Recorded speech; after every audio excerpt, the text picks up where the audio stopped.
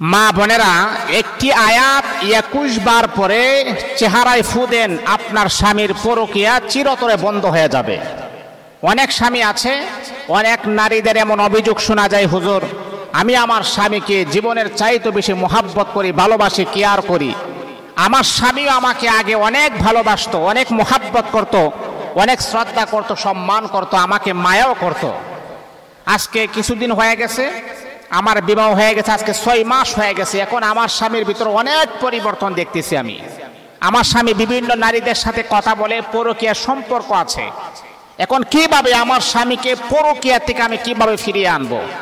অনেক চেষ্টা, অনেক তদবির আপনি করেছেন।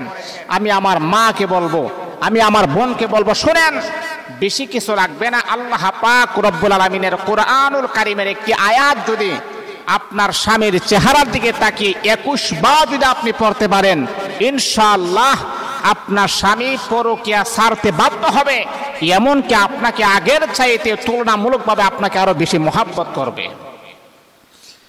এই আমার মা বোনেরা শুনেন, হতাশা হবেন না, টেনশন করবেন না, হারে কি হয়ে গেল।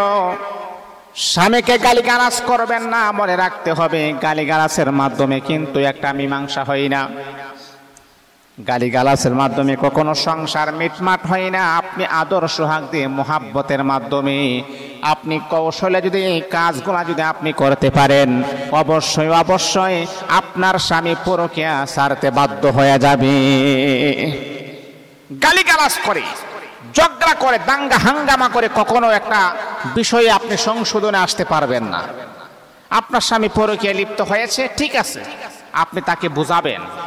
বোঝানোর পরেও যদি সে না মানে, তারপর আপনি কোরআনুল কারীমের এই আয়াতটা আপনার স্বামীর চেহারার দিকে তাকিয়ে 21 বার পড়বেন। আল্লাহ পাকের অশেষ মেহেরবানিতে আপনার স্বামী পরকীয়া ছাড়তে বাধ্য হবে। এই আমার যুবক ভাইয়েরা, যদি আপনাদের এমন ধারণা হয় আপনার স্ত্রী অন্য কোনো পুরুষের সাথে পরকীয়ায় লিপ্ত আছে, তাহলে বাবা আমি আপনাকে বলবো, আপনি আপনার স্ত্রীর চেহারার দিকে তাকাইয়া কোরআনুল কারীমের এই আয়াতটা যদি আপনি 21 বার পড়তে পারেন, ও বন্ধু, আপনার স্ত্রী পরকীয়া ছেড়ে দিবে, এমনকি আপনাকে আগের চাইতে তুলনামূলকভাবে ভালোবাসার হারটা আরো বৃদ্ধি পেয়ে যাবে। যদি এমনটা মনে হয়, হ্যাঁ হুজুর আমার স্ত্রী এখন অন্য কোনো পুরুষের সাথে মনে হয় তার অ্যাফেয়ার চলতেছে, আমার স্ত্রীকে আমি অনেক ভালোবাসি, আমি চাই না আমার এত সুন্দর সোনালী সংসারটা তছনছ হয়ে যাক, এটা আমি চাই না। আমার স্ত্রীকে আমার লাগবে, আর আমার স্ত্রী যাতে করে অন্য কোনো পুরুষের সাথে কথা না বলে, এইরকম একটা নিয়ম আপনি আমাকে বলে দেন। এই আমার যুবক ভাই বোনেরা শোনো, যদি আপনার স্বামীর সমস্যা হয়, মা আপনি আয়াতটা 21 বার আপনি পড়বেন। এই আমার বাবা, যদি আপনার স্ত্রীর সমস্যা হয়, তাহলে আপনি আপনার স্ত্রীর চেহারার দিকে তাকাইয়া এই আয়াতটা আপনি 21 বার পড়বেন।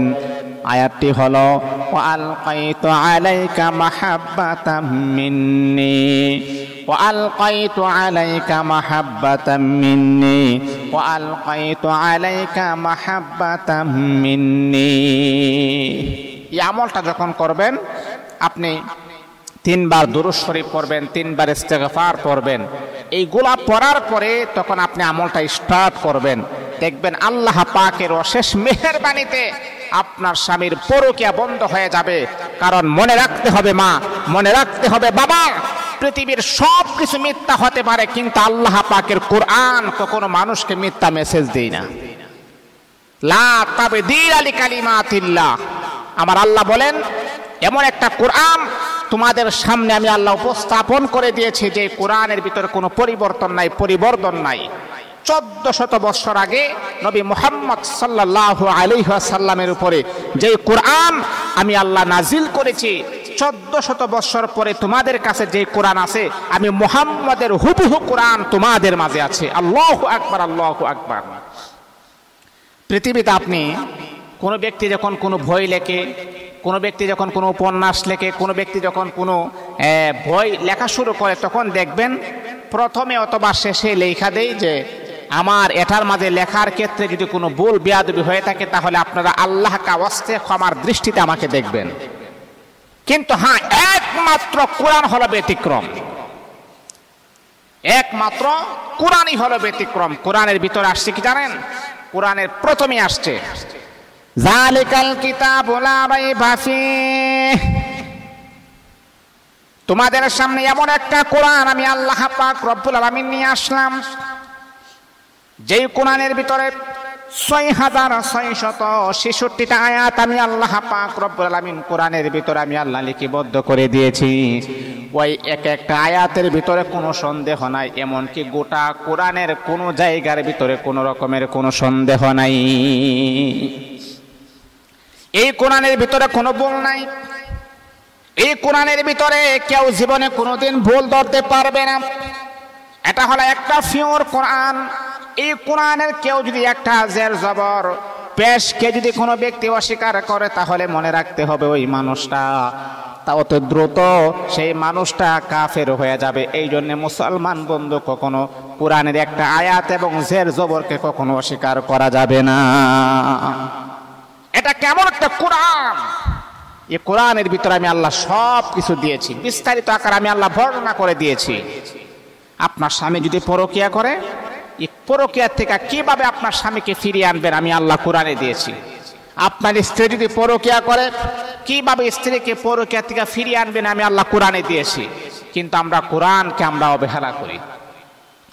যার ভিতরে সব আছে ওই বিষয়ে আমরা জানি না, আমরা কোরআনকে অবহেলা করি। যখন আমরা বিভিন্ন কবিরাজ তদবির করার পরে যখন আমরা আর পারি না, তখন আমরা কোরআনের আশ্রয় গ্রহণ করি না।